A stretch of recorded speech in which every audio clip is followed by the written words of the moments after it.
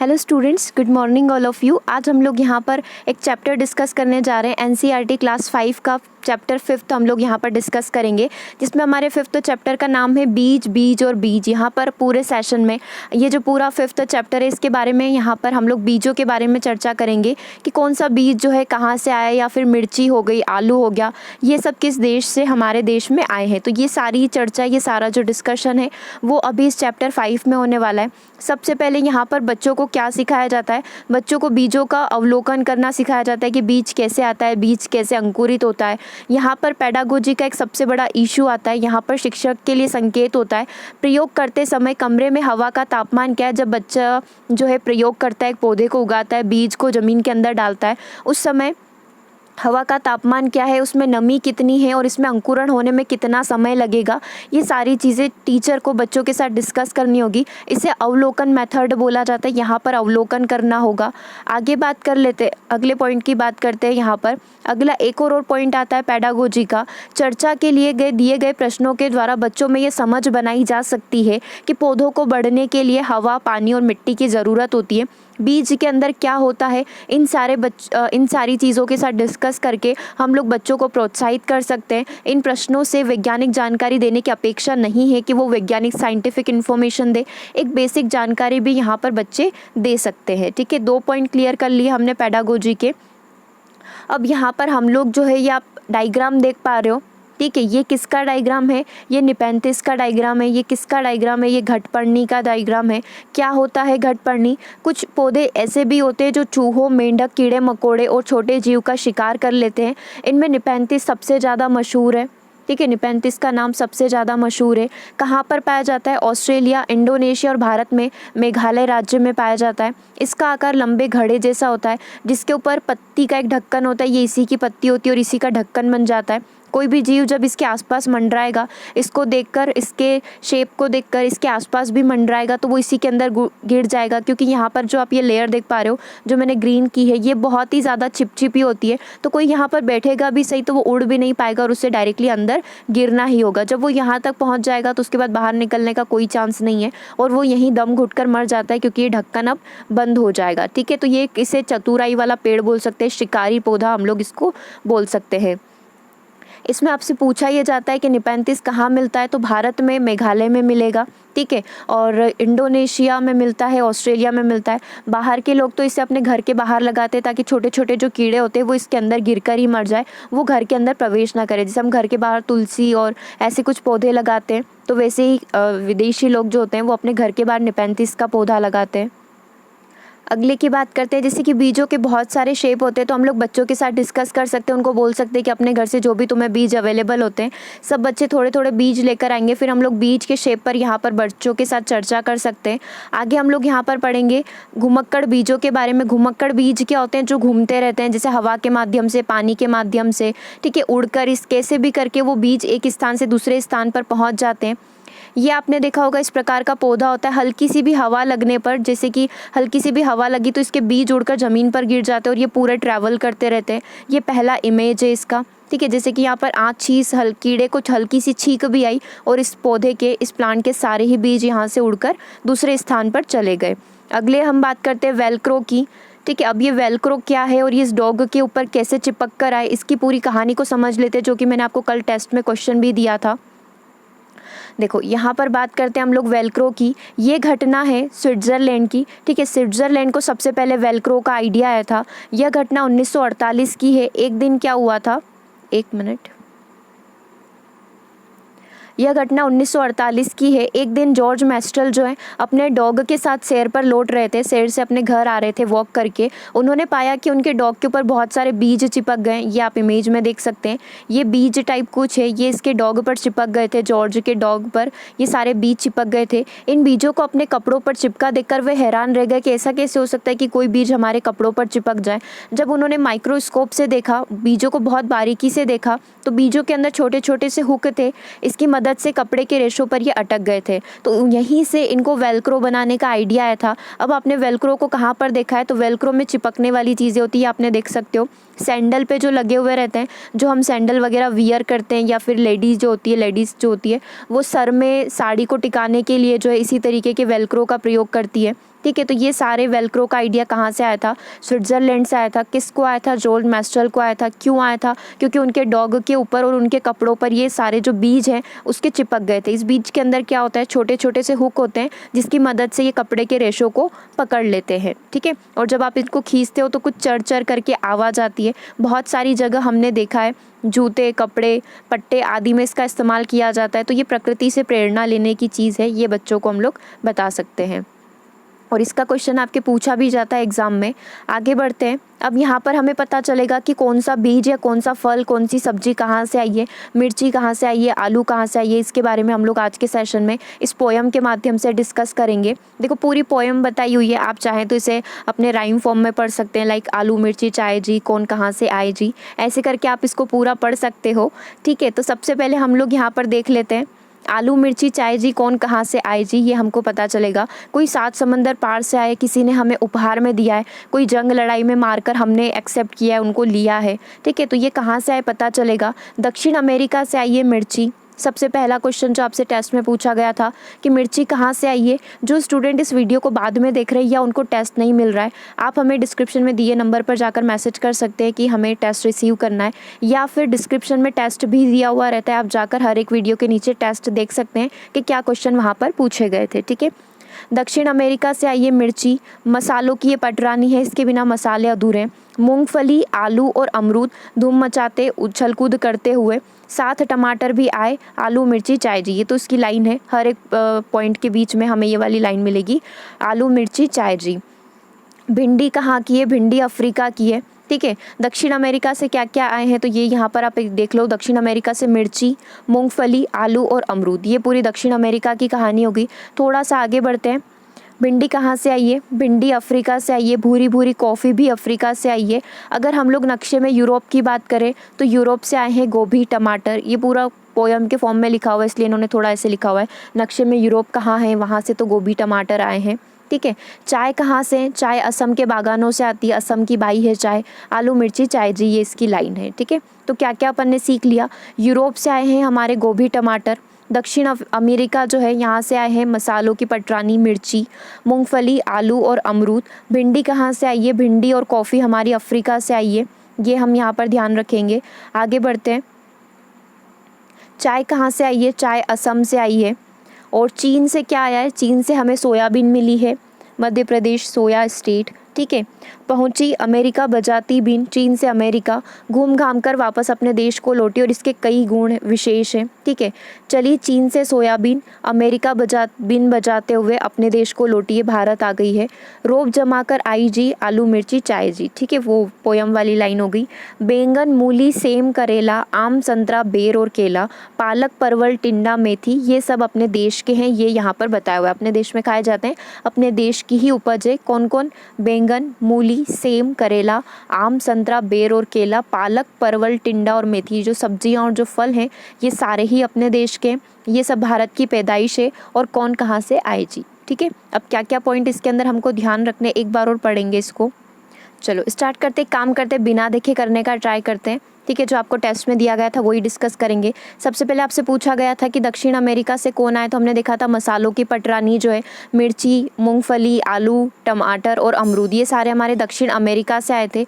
फिर हम बात करें अफ्रीका से क्या आया था, तो हमने देखा था अफ्रीका से भिंडी और साथ में कॉफ़ी को भी लेकर आई है। फिर हमने देखा था असम, असम से क्या है? असम से चाय आई है, चाय बाई आई है। ठीक है। उसके बाद हमने देखा यूरोप कहाँ है नक्शे में, क्योंकि यूरोप से क्या आया था? गोभी और मटर यूरोप के हैं। तो अपन पूछ रहे थे बच्चों से कि देखो यूरोप कहाँ है नक्शे के अंदर, तो गोभी और मटर कहाँ से आए हैं? यूरोप से आए हैं। फिर हमने देखा था कि बिन बजाती हुई चीन जो है, बिन बजाती हुई सोयाबीन जो है चीन से होते अमेरिका आकर अपने भारत देश को लौट जाती है। ठीक है। तो ये चीन की बात हो गई, सोयाबीन की बात हो गई। फिर हम इंडिया की बात कर रहे थे, तो बैंगन, मूली, सेम, करेला, परवल, पालक और आम, संतरा, बेर, ये सारे हमारे इंडिया के हैं, ये सब देशी हैं। इस तरीके से हमने सारी ही चीज़ें डिस्कस कर ली। ठीक है। चलिए अगले चैप्टर पर बढ़ते। इस चैप्टर में यही सारी चीज़ें हैं। चलिए अगला चैप्टर है हमारा चैप्टर नंबर 6, बूंद बूंद दरिया दरिया। यानी कि यहाँ पर पानी की बात होगी, तो यहाँ पर कुछ कहानियाँ या कुछ इतिहास के बारे में हम लोग जानेंगे। यह 650 साल पुरानी बात है। घड़सी सर की कहानी है ये। अब ये घड़सी सर क्या है? सर का मतलब आपको यहाँ पर बताया गया है, सर का मतलब होता है तालाब। और घड़सी एक राजा का नाम है। तो घड़सी जो राजा है, जैसलमेर के राजा है घड़सी, इन्होंने एक तालाब का निर्माण करवाया था। ठीक है, तो ये कहानी कहाँ से शुरू होती है, कहाँ ख़त्म होती है, पूरे चैप्टर में हमें पता चलेगा। जैसलमेर के जो राजा घड़सी थे, इन्होंने लोगों के साथ मिलकर तालाब का निर्माण करवाया था। ठीक है, इस तरीके से आप देख सकते हैं। लेकिन अब ये सूख चुका है। राजस्थान में पहले भी पानी की कमी होती थी, अब भी होती थी, तो पानी को सेव करके स्टोर करके रखने के लिए इस तरीके के तालाब बनवाए गए थे। ठीक है, तो ये घड़सीसर राजा ने तालाब का निर्माण करवाया था। फिर अब अलबरूनी की बात हम लोग कर रहे हैं। पहला पॉइंट हमने सीख लिया। अब अलबरूनी को हम लोग देख रहे हैं, इस तरीके का पोस्ट कार्ड है। ठीक है, इनके नाम का एक पोस्ट कार्ड चलता है। ये भारत के बाहर के यात्री है, उज्बेकिस्तान के ये यात्री है जो भारत के अंदर आए थे। इन्होंने हर एक चीज़ का बहुत बारीकी से अध्ययन किया था कि भारत के लोग तालाब का निर्माण और ये जो बावड़ी होती है, इन सब का निर्माण कैसे करते हैं, बहुत स्पेशल तरीके से करते हैं, अलग अलग डिज़ाइन निकाल कर करते हैं। ठीक है, तो इन्होंने अपनी बुक जो है उसके अंदर ये बात लिखी है कि यहाँ के लोग तालाब बनाने में तो माहिर है। अगर हमारे देश के कुछ लोग इन्हें देखेंगे तो हैरान रह जाएंगे। बहुत बड़े बड़े भारी पत्थरों को लोहे के कुंडों और सरियों से जोड़कर तालाब के चारों तरफ चबूतरे बनाए जाते हैं। इन चबूतरों के बीच में ऊपर से नीचे खींची हुई सीढ़ियाँ, लंबी कतारें होती है। लोगों के उतरने चढ़ने के अलावा बहुत सारे अलग अलग रास्ते यहाँ पर होते हैं और यहाँ कभी कभी बहुत भीड़ भी लग जाती है, तो बिल्कुल भी परेशानी नहीं होगी। आप इसका एक इमेज देख लो, ये इस तरीके से होते हैं। तो कितने भी लोग यहाँ पर आ जाए कोई परेशानी नहीं होगी। इतने अलग अलग तरीके से और इतने सुंदर तरीके से यहाँ पर रास्ते बनाए जाते हैं। ठीक है, चलो आगे बढ़ते हैं, अगले पॉइंट पर बढ़ते हैं। और क्या बताया इन्होंने। अब यहाँ पर इतिहास, आज इतिहास पढ़ने वाले लोगों को अलबरूनी की किताबों से उस ज़माने के बारे में बहुत कुछ पता चलता है। और ये जो डाक टिकट आपने अभी ऊपर देखा था अलबरूनी का, ये 1973 में छपा था, उनके जन्म के 1000 साल पूरे होने के बाद।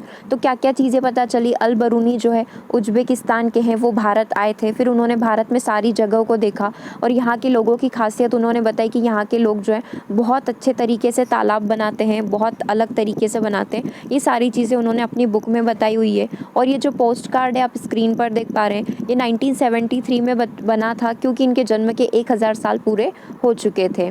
ठीक है, आगे बढ़ते हैं और कुछ पॉइंट के बारे में हम लोग डिस्कस करते हैं। यहाँ पर पेडागोजी में बताया हुआ है कि हम लोग बच्चों के साथ अलबरूनी की किताबें और जो उज्बेकिस्तान है उसके नक्शे के बारे में डिस्कस कर सकते हैं कि ये कहाँ आता है, और इमारतें, दस्तावेज, सिक्के, चित्र, इन सभी के बारे में इतिहास में जो भी है वो हम सारी चीज़ें बच्चों के साथ डिस्कस कर सकते हैं। ठीक है, अब ये राजा महाराजा इस तरीके की बावड़ी और क्यों बनाते थे, क्योंकि पहले माना जाता था, इवन अभी भी माना जाता है कि पानी पिलाना, लोगों को पानी पिलाना बहुत पुण्य का काम होता है। तो पहले ऐसे बड़े बड़े समूह चलते थे, ऐसे ग्रुप चलते थे जो बहुत लंबा ट्रैवल करते थे, तो रास्ते में पानी पीने की सुविधा नहीं होती थी। इसीलिए राजा महाराजा अपने विलेज में या अपने एरिया में इस तरीके की बावड़ी और ये सब बनाते थे ताकि लोगों को यहाँ पर सुविधा हो।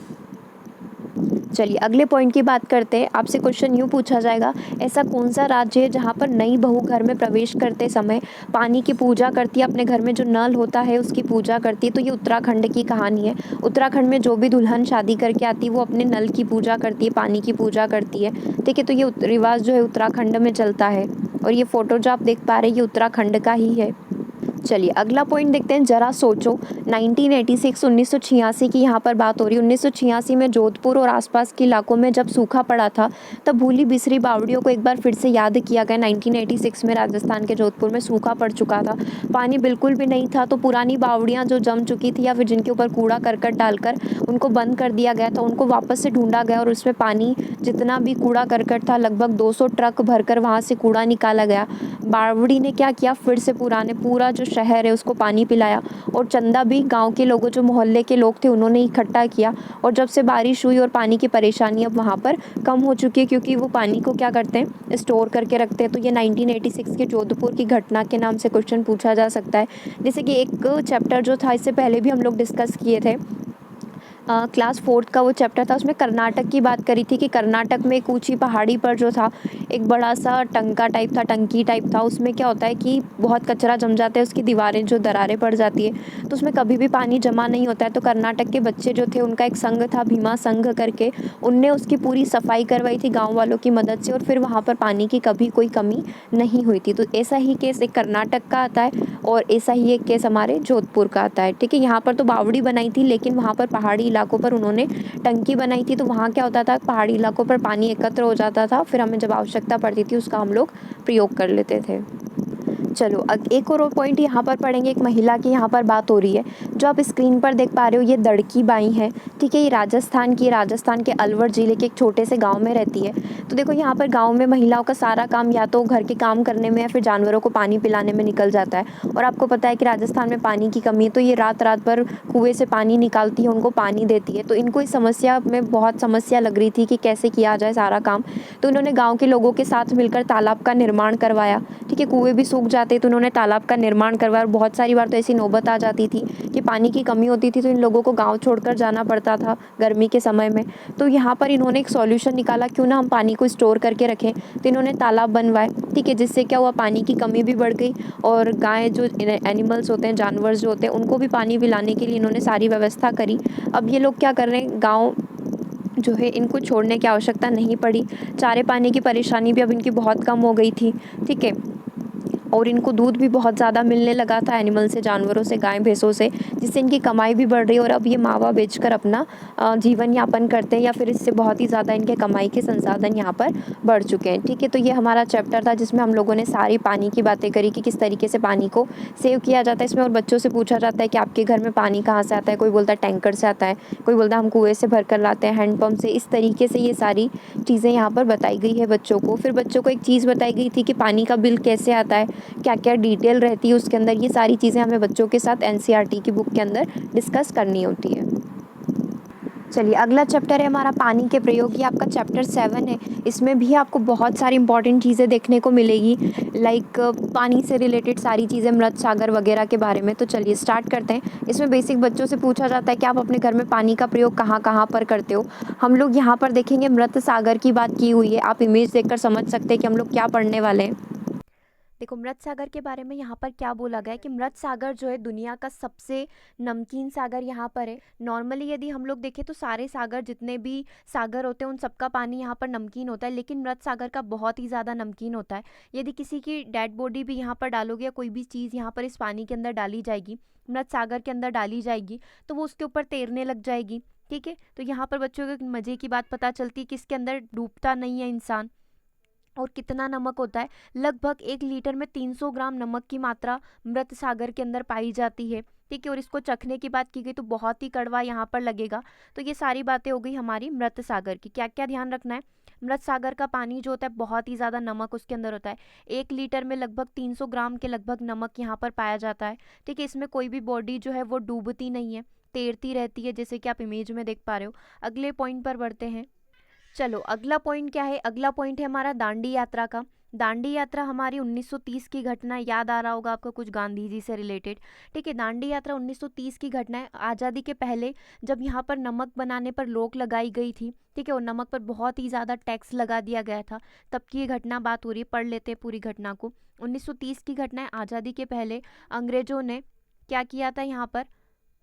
देखो पहले तो क्या किया इन्होंने, नमक बनाने पर रोक लगा दी। उसके बाद उसके ऊपर बहुत सारा टैक्स भी लगा दिया। तो यहाँ पर लोग जो है अपने घर वाला नमक भी प्रयोग नहीं कर पा रहे थे, इतना भी नहीं बन पा रहा था, ठीक है। तो यहाँ पर फिर इन्होंने, गांधी जी का क्या कहना था इस चीज़ को लेकर कि जो चीज़ हमें कुदरत ने दी है उस पर बनाने में बंदिश कैसी, तो हम लोग तो यहाँ पर नमक बनाएंगे। तभी से इन्होंने अहमदाबाद से दांडी के समुद्र तट पर एक लंबी यात्रा स्टार्ट करी। और इस जो गलत कानून बनाया गया था, इसको बनाने पर रोक लगा दी गई थी, इसको यहाँ पर तोड़ दिया गया। क्या किया इसके अंदर, समुद्र के पानी को जमीन पर क्यारियों की तरह बनाए गए गड्ढों में भर दिया जाता है। नमक बनाने के लिए यहाँ पर समुद्र का जो पानी होता है, इसे छोटी छोटी सी क्यारियाँ बनाई जाती है, वहाँ पर भर दिया जाता है। और तेज़ धूप से जब वो पानी सूख जाता है तो नमक का ढेर वहाँ पर इकट्ठा हो जाता है। ये आप यहाँ पर कुछ देख सकते हैं, थोड़ा ब्लरिश फोटो है क्योंकि पुराने समय का है। पहले ऐसे कलरफुल फोटो नहीं होते थे, एडिटिंग नहीं होती थी, सिर्फ ब्लैक एंड वाइट होते थे। तो आप यहाँ पर देख सकते हैं इस तरीके से छोटी छोटी सी क्यारियाँ बनाई जाती थी, उसके अंदर पानी भरा हुआ रहता था नमक का, ठीक है। वही नॉर्मल सागर का पानी। और जब पानी पूरा सूख जाता था तो नमक का ढेर वहाँ पर बच जाता था। तो ये नमक बनाने की प्रक्रिया होती है समुद्र से। तो अंग्रेजों ने रोक लगा दी थी। इसी को रोकने के लिए दांडी यात्रा स्टार्ट की गई थी। कहाँ से, अहमदाबाद से, ठीक है। दांडी के समुद्र तट तक ये यात्रा चली थी। और इसका विरोध किया गया था कि हम लोगों का कानून है, सॉरी, हम लोगों का नमक बनाने का अधिकार है, कुदरत की देन है, तो आप इसके ऊपर कैसे बंदिश लगा सकते हो, ठीक है। तो ये दांडी यात्रा की बात हो गई। अब यहाँ पर ये चीज़ आती है पेडागोजी में, हम लोग दांडी यात्रा से बच्चों को क्या सिखा रहे हैं। एक तो बच्चों को इतिहास के बारे में बता रहे हैं, इतिहास के बारे में बताने के साथ साथ यहाँ पर दांडी यात्रा से हम लोग बच्चों को वाष्पीकरण की प्रोसेस भी सिखा सकते हैं कि वाष्पीकरण किस तरीके से होता है, किस तरीके से नमक बनाया जाता है। पूरी प्रोसेस हम लोग बच्चों के साथ यहाँ पर डिस्कस कर सकते हैं। चलिए अगला चैप्टर है हमारा मच्छरों की दावत। मीन्स कि यहाँ पर हम लोग सारे मच्छर के बारे में चर्चा करेंगे, सारे मॉस्किटो के बारे में चर्चा करेंगे कि क्या ये हमारे जीवन पर प्रभाव डालते हैं। आप हाथ पे ही देख लो इसके, ये तो एक नॉर्मल हाथ है लेकिन यहाँ पर एक मच्छर बैठा हुआ है जो दिन भर हमें काटते रहते हैं। ठीक है, तो इन मच्छरों की दावत की बात करते हैं, क्यों इन्हें दावत मिलती है इतनी। देखो सबसे बड़ा तो यही है कि जहाँ पर प्रदूषण होगा, पानी बहुत ज़्यादा काफ़ी समय से भरा रहेगा, वहाँ पर मच्छरों का जन्म होगा। पहली इमेज जो आप स्क्रीन पर देख पा रहे हो ये ब्लड टेस्ट की है। ठीक है, ये आपको नीचे लिखा हुआ है, कांच की स्लाइड पर खून की बूंदें ली जाती है, फिर इसका ब्लड टेस्ट यहाँ पर किया जाता है। क्योंकि मलेरिया का पता कैसे चलेगा, जब हम ब्लड टेस्ट करेंगे। और नॉर्मली सिम्टम्स क्या क्या दिखते हैं, ठंड लगती है, ठंड के साथ कपकपी के साथ बुखार यहाँ पर आता है, तो हम लोग बोल सकते हैं ये मलेरिया के सिम्टम्स होते हैं। लेकिन एक बार जाँच करवाना बहुत ज़रूरी है, उसी के बाद इसका इलाज किया जाता है। ये जो है इनके पास आप देख सकते हैं ये माइक्रोस्कोप है। ठीक है, ये माइक्रोस्कोप यहाँ पर देख पा रहे हैं आप। अब कौन है ये, इनकी बात कर लेते हैं। डॉक्टर मरियम स्लाइड को माइक्रोस्कोप से देखते हुए इनका चित्र यहाँ पर दिखाया गया है। इस माइक्रोस्कोप में क्या होता है, छोटी सी चीज़ भी बहुत हज़ार गुना बड़ी दिखाई देती है, इसीलिए खून के अंदर की बारीकियाँ साफ से दिखाई पड़ती है कि क्या मलेरिया है या फिर कोई और बीमारी है। कई माइक्रोस्कोप से तो इससे भी ज़्यादा बड़ा दिखाई देता है। वो माइक्रोस्कोप की क्वालिटी पर डिपेंड करता है कि कौन सा माइक्रोस्कोप हमने खरीदा है। ठीक है, तो सूक्ष्मदर्शी के बारे में आपको पता चल गया, माइक्रोस्कोप जो है इसके बारे में आपको पता चल गया। एक और चीज़ आपको पता चल गई कि ब्लड के लिए इस तरीके से कांच की स्लाइड पर कुछ खून की बूंदें ली जाती है। ठीक है, आगे बढ़ते अगले पॉइंट पर। चलो अब दवा की कहानी पढ़ते हैं। मलेरिया की दवाई बनाई कैसे जाती है। तो मलेरिया की दवाई हमेशा सिनकोना का जो पेड़ होता है उसकी छाल से बनाई जाती है। क्वेश्चन आपने देखा भी होगा बहुत सारे एग्जाम में कि मलेरिया की दवा कैसे बनती है, तो सिनकोना पेड़ की छाल से बनती है। पहले तो लोग क्या करते थे, उस छाल को उबाल कर और छान कर ही इस्तेमाल कर लेते थे, डायरेक्टली उसका सेवन कर लिया जाता था। लेकिन अब इससे दवाई यहाँ पर बनाई जाती है। ठीक है, और ये तो एक बेसिक सा है कि यहाँ पर बच्चों को बोला गया था कि अपना मलेरिया टेस्ट करवाओ। तो यहाँ पर एक बताया गया कि टेस्ट की रिपोर्ट कैसे आती है, पैथोलॉजिस्ट से टेस्ट की रिपोर्ट जो होती है कैसे आती है, एक बच्चे ने अपनी रिपोर्ट यहाँ पर बताई हुई है। चलो अब बात करते हैं दिल्ली की। ठीक है, दिल्ली दिल वालों की नगरी की बात कर लेते हैं। दिल्ली के स्कूलों में अनीमिया के कारण की परेशानी, देखो ये 2007 की एक रिपोर्ट है, मैं आपको शॉर्ट में बता देती हूँ।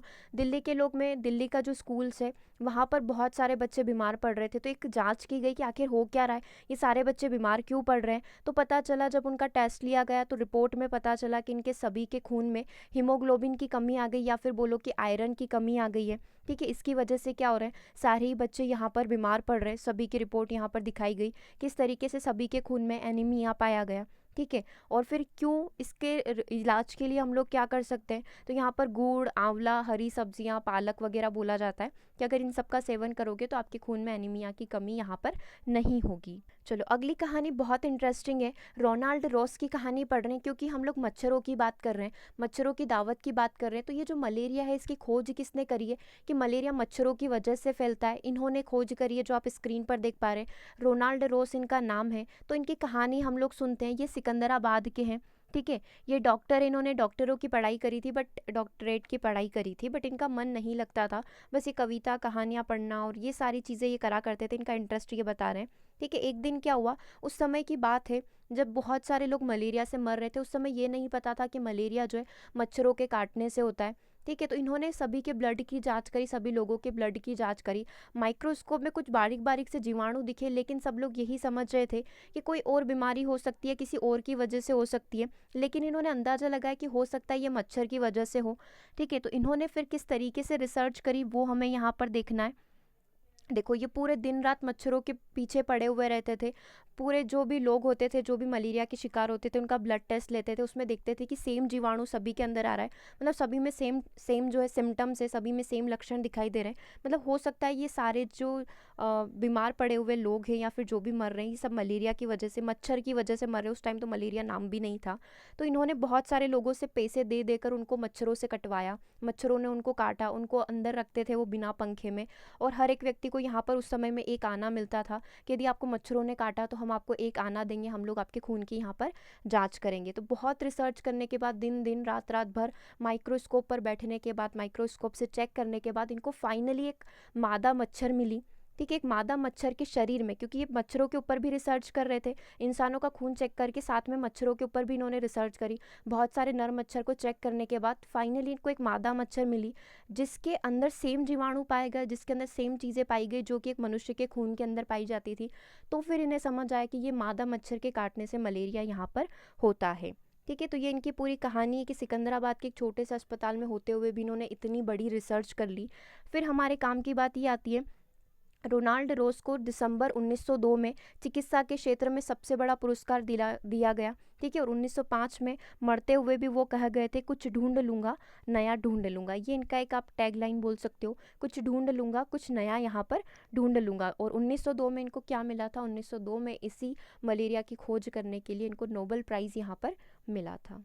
ठीक है, तो ये पूरे मच्छरों की दावत की बात हो गई। क्या क्या याद रखना है? मलेरिया की दवा किससे बनती है? सिंगोना वृक्ष की छाल से बनती है।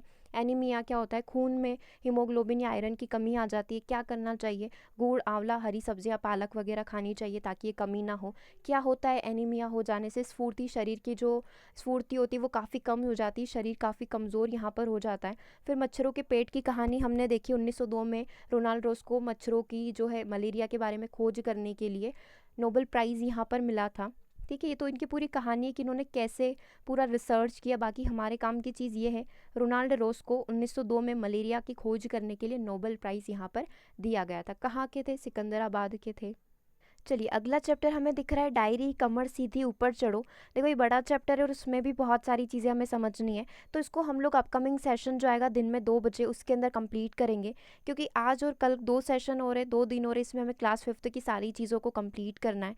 ठीक है, होमवर्क क्वेश्चन के लिए डिस्क्रिप्शन में दिए गए नंबर पर आप संपर्क कर सकते हैं। PDF के लिए भी आपको सेम नंबर पर कॉन्टैक्ट करना है, या फिर आप हमारे टेलीग्राम चैनल से जुड़ सकते हैं। टेलीग्राम पर जाकर आपको सिर्फ ग्लोबल वर्ल्ड दिखना है, वहाँ पर आपको आपका चैनल दिख जाएगा। Okay, thank you for watching the session. और यदि आपने टेस्ट पहले नहीं दिया था तो आप डिस्क्रिप्शन में जाकर देख सकते हो, टेस्ट को आप कमेंट करके आंसर कर सकते हैं। अपने सारे आंसर जो भी हैं वो आप टेस्ट में लिख सकते हैं, और टेस्ट का सॉल्यूशन आपको इसी वीडियो के अंदर मिल गया होगा। जितने भी क्वेश्चन पूछे थे वो सारे ही आंसर आपको इस वीडियो के अंदर मिल गए होंगे। और कोई भी डाउट हो तो आप हमें कमेंट कर सकते हैं, आपको आंसर जल्दी से जल्दी किया जाएगा। Okay, thank you very much.